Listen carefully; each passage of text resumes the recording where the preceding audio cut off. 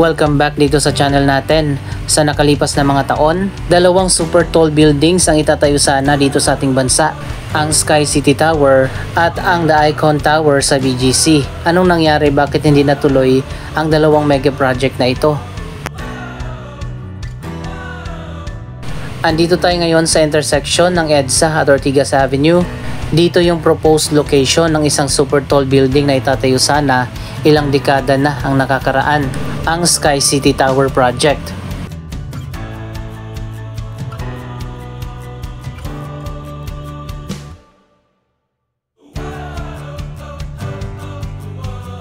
Kung babalikan natin, year 1997 nang simulan ang proyektong ito. Isang 77-story high-rise building ang itatayo dito na magkakaroon ng hotel, luxury residential units at rooftop bar doon sa pinakataas ng building. Magkakaroon pa ng 8 levels ng basement parking.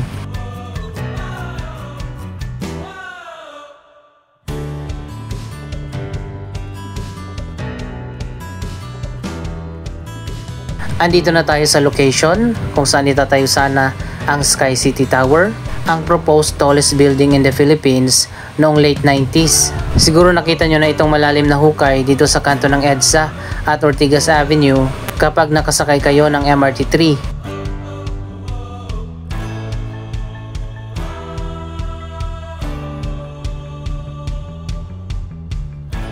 Nasimulan na sana ang proyektong ito na magiging pinakamataas na building sana dito sa ating bansa. Pero ano nga bang nangyari? Bakit hindi natuloy ang Sky City Tower Project?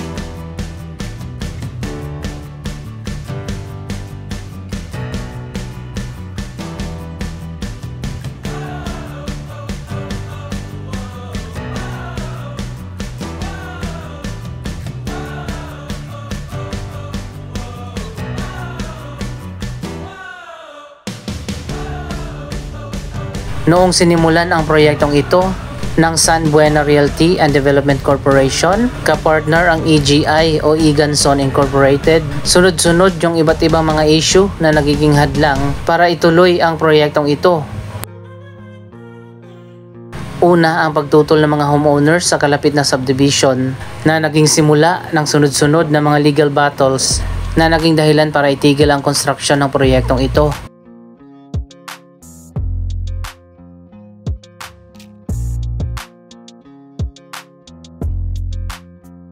So ayan guys, after ng ilang dekada, makikita mo dito ang nasimulan na bahagi ng Sky City Tower Project. Malalim na yung hukay dito at may ilang bahagi na nga ng building na nasimulan na.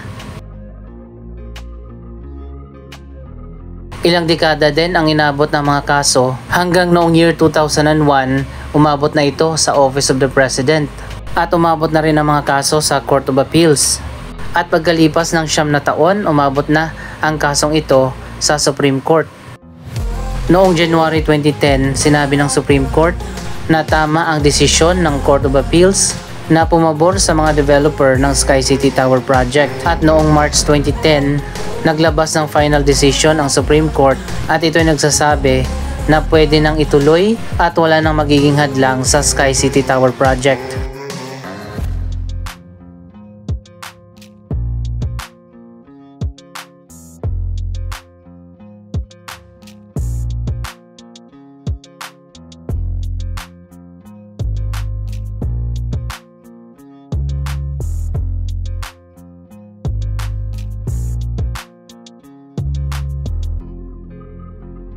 Pero bakit hanggang sa ngayon hindi pa rin natuloy ang Sky City Tower, ang pinakamataas na building na itatayo sana dito sa ating bansa? At sa ngayon nga ay nananatili pa rin itong hukay.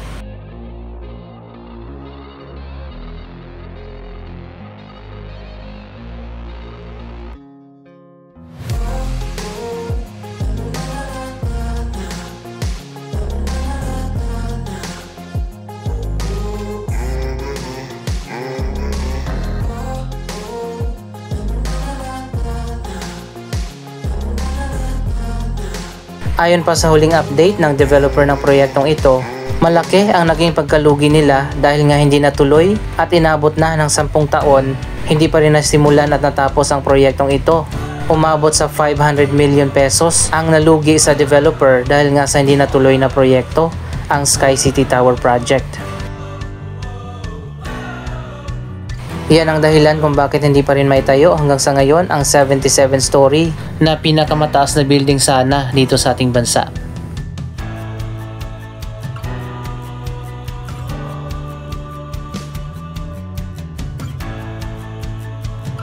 Sana bilhin na lang yung naiwang property na yan ng mga kilalang developer katulad ng Mega World, Ayala o di kaya SM. Pero sa tingin ko iniiwasan din nila ang magiging issue na naman at mga kaso kapag ipinagpatuloy nila ang Sky City Tower Project. So guys, meron ako napansin dito sa ilalim ng EDSA Ortigas. Meron palang ginagawa dito na linear park. Ayan o, dito sa kabila, mukhang malapit nang matapos ang bagong park na itatayo dito.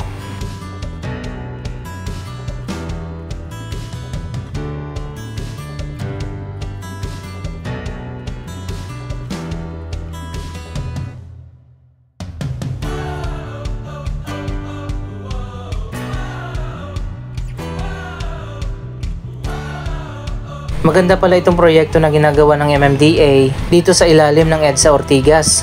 Magiging malinis na at gaganda na ang lugar na ito na matagal na rin napabayaan at marami mga kalat na nakatambak dito dati noon.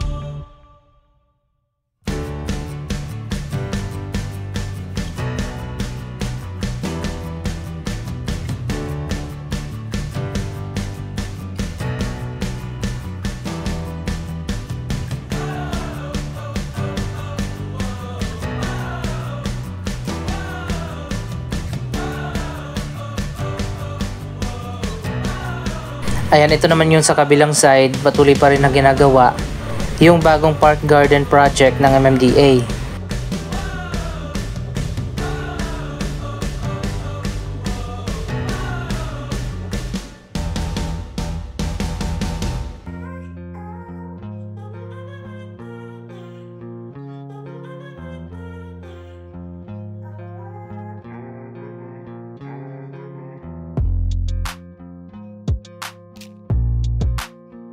Isa pang mega project ang nagkaroon din ng malaking pagbabago at sa hindi malamang kadahilanan, hindi natutuloy hanggang doon sa kabilang site ang MRT4 project.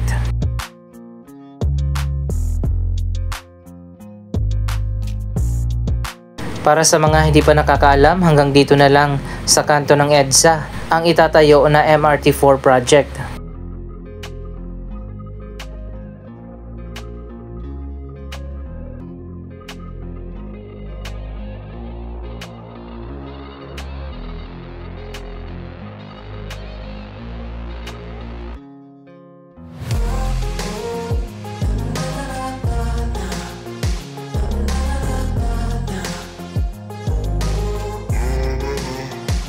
Ang pinakadulong istasyon ng MRT4 ay doon itatayo sa may ADB Avenue, malapit sa Robinson's Galleria. Magkakaroon ng 10 station ng MRT4 project. Mula dito sa EDSA, magkakaroon ng station sa Meralco Avenue, Tiendesitas, Rosario, St. Joseph, Cainta Junction, San Juan, Tikling Junction, Manila East Road at Taytay Rizal Station ang pinakadulong station ng MRT4 project.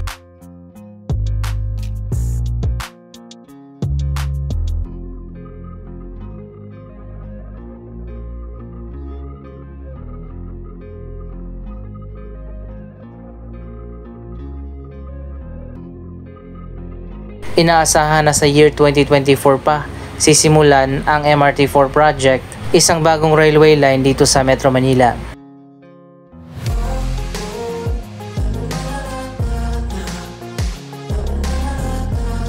So ayan guys, mukhang magkakaroon dito ng mga plants na may seating areas. Posible din na magkaroon ng water feature katulad ng fountain.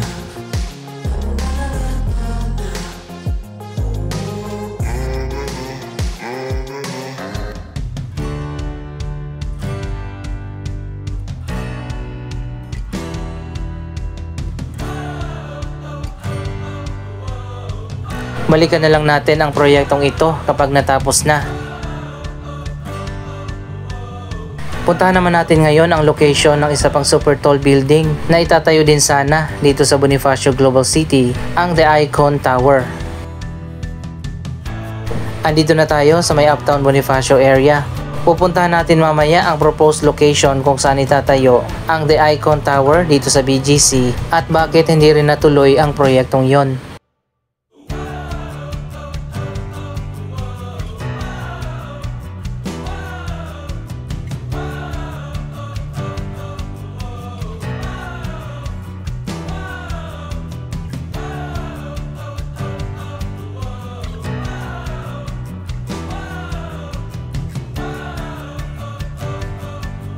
Bago pa tayo pumunta doon, madadaanan natin at magbigay muna tayo ng latest update sa ongoing projects dito sa may Uptown Bonifacio. Una, ang bagong Seasons Residences. Ito ay isang Japanese style na luxury residential condominium.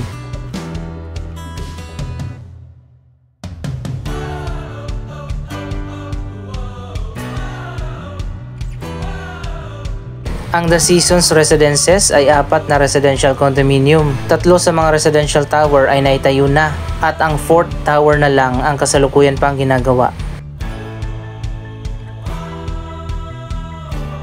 Nasa baba naman ng The Seasons Residences ang pinakaunang Japanese mall dito sa ating bansa, ang Mitsukushi Mall.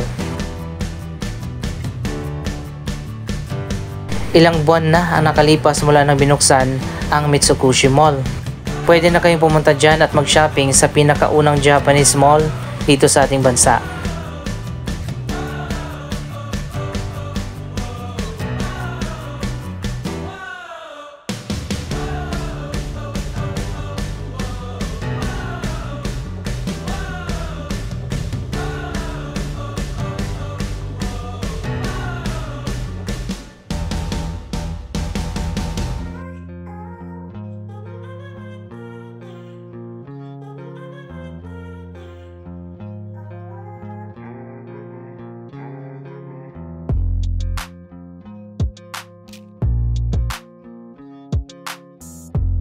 Ito ang Bonifacio March Monument na inilagay dito sa isang park garden sa may Uptown Bonifacio.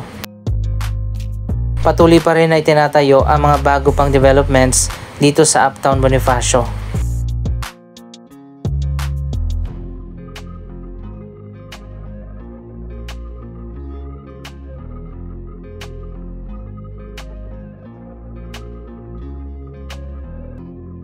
Andito na tayo sa Uptown Parade kung nasaan ang mga kilalang bars at restaurant.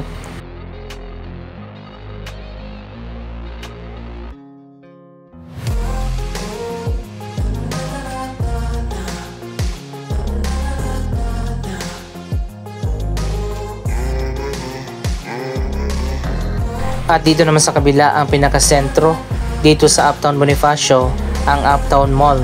Sa taas naman ng mall ang mga office buildings.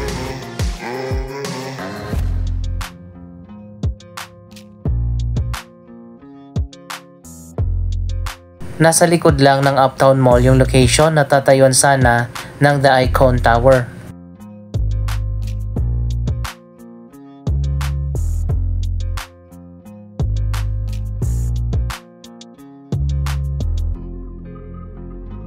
So ayan guys, dito sa kabilang side ng Uptown Mall, meron ditong bakanting area na tatayuan sana noon ng The Icon Tower, isang bagong iconic landmark at tourist attraction.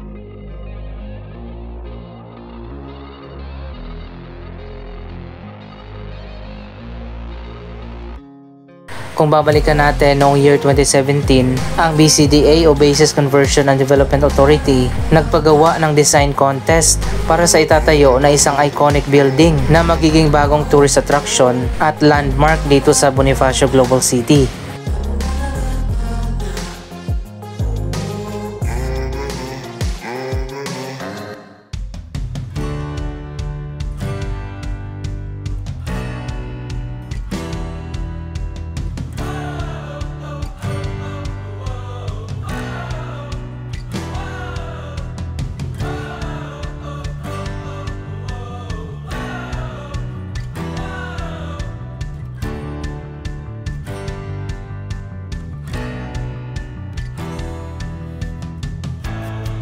Iba't ibang mga kilalang local at international na architecture and design company ang nagpasa ng kanilang mga design Pero ang nanalo at napili ang disenyo na ginawa ng Henning Larsen Architects, ang The Icon Tower. Year 2018 nang pinirmahan ang kontrata para sa proyektong itatayo dito at inaasahan sana na matatapos yon sa year 2021. Pero ilang taon na ang nakalipas, hindi pa rin na itatayo o nasimulan man lang ang The Icon Tower project. Sa mga hindi malaman na kadahilanan, hindi pa rin natin alam kung matutuloy pa ba o hindi na ang The Icon Tower. Sayang at napakaganda pa naman sana ang The Icon Tower project, isang bagong landmark at magiging tourist attraction dito sa ating bansa. Sana matuloy pa rin ang dalawang iconic project, ang Sky City Tower doon sa EDSA Mandaluyong at ang The Icon Tower project sa mga susunod na panahon. Anong masasabi nyo sa mga proyektong ito? Mag-comment lamang dyan sa baba ng inyong mga reaksyon. Maraming salamat sa inyong panonood. Don't forget to like, share, comment at subscribe. Thank you for watching!